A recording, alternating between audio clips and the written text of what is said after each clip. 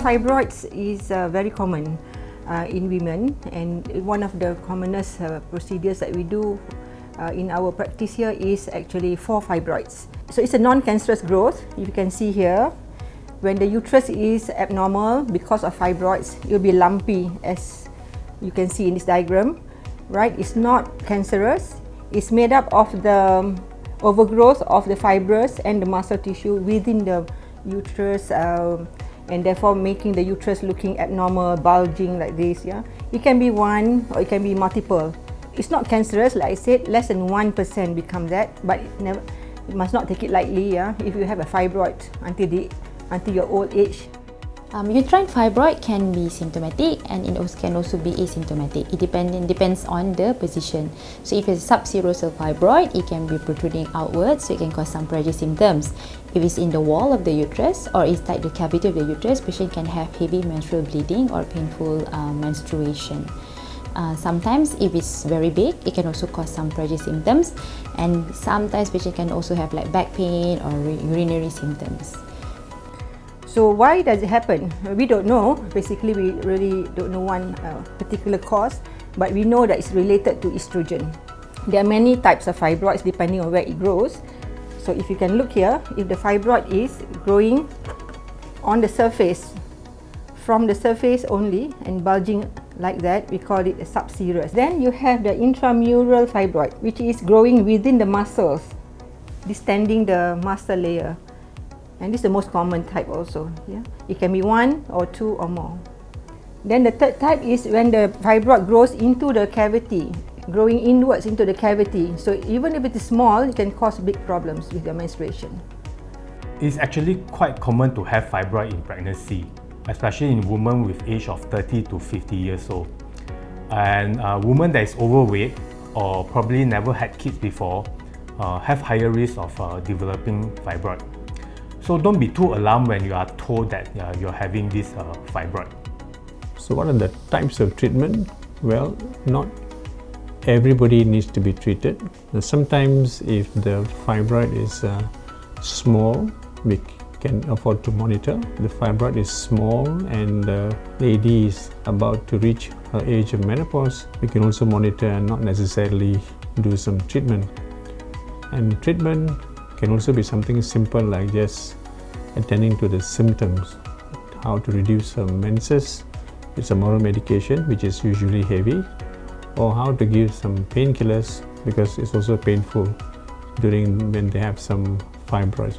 But if you are going into specific treatment, then there's a range of treatment, and this includes giving oral medications which are hormone based, giving injections, insertion of IUCD, and of course surgery. The most common actually is the tranexamic acid or transamine.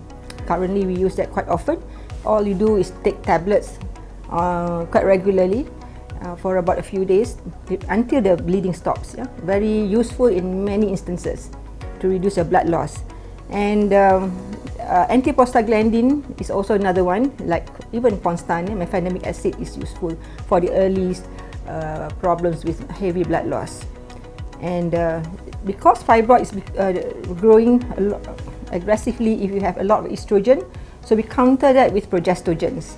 So Mirena is a very interesting, it's actually an intrauterine device that can be used to help treat fibroid because it prevents ovulation. So when you don't ovulate, you don't have your menstrual bleeding every month. So this can significantly reduce your symptoms, especially if your symptoms are related to heavy menstrual bleeding and painful menstruation. So it can work both ways. It has two mechanisms of action. It can also, number one, it can prevent pregnancy, and number two, it can reduce your symptoms from your fibroid. So GnRH analog is one of the treatment that it can be used for uterine fibroid, especially for those in the perimenopausal state.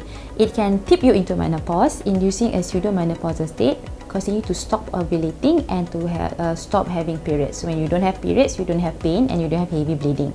However, because it makes you go into menopause, it cannot be used for more than 6 months because then you'll be subjected to all the other risks such as osteoporosis. So when we use GnRH analog in a younger woman, after using it for 6 months, patient will still need to go for surgery. And there's surgical option, there's many choice. One of it is just removing the fibroid, what we call a myomectomy. And if the fibroid is within the womb cavity, we can actually remove it through a procedure called hysteroscopy resection. And of course, ultimately, towards the end, if all options runs out, we can actually remove the entire womb with the fibroid within it, what we call hysterectomy. And this will actually solve all the problem once and for all. So in terms of surgery to remove the fibroids, there are essentially two types of surgery.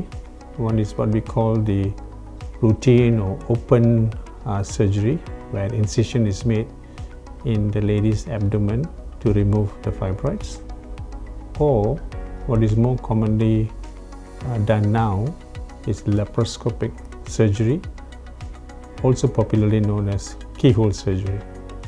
In both of these surgery, the option is to remove the fibroids that are the problem, and sometimes if the condition warrants, we may have to remove the entire uterus, but that's only if this condition is satisfied and it is necessary. And if you remove the fibroids through open surgery, as the incision is made like any other form of surgery, and surgery is uncomplicated, lasts maybe about an hour, you can remove the fibroids quite safely. Keyhole surgery is probably a better option nowadays for most women because it is safe. The incisions are very small.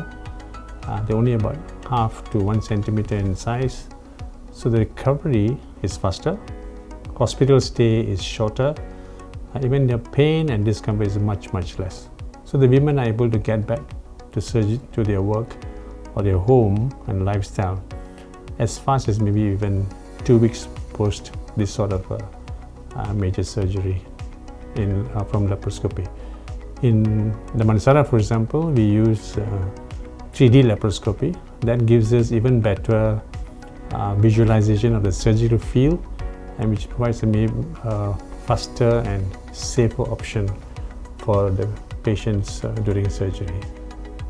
There's actually a lot of advancement in the medical field, and now we can actually treat fibroid with a different non-surgical method. One of it is through a uterine artery embolization. Basically, we are injecting a special material through the blood vessel, blocking the vessel that is feeding towards the womb as well as fibroid. And hopefully it will shrink the fibroid. That's one. And the second one will be through MRI guided HIFU, using the technology of high intensity focused ultrasound targeted at the fibroid, and hopefully it will shrink the fibroid. With these two methods, what we hope to achieve is ultimately avoiding the need of going through a surgery. And yes, this method actually avoid you from having a surgery. It do have the risk of it does not work as well as what we wanted to, or the fibroid actually can grow back in size. So do discuss with your doctor to see which are the options that's actually most suitable for you in terms of managing your fibroid. Uterine fibroids and infertility. Just because a woman has a fibroid does not mean that she will have a fertility issues. Only about 5 to 10% of the women with a fertility have fibroids, and most women with fibroids will not be infertile.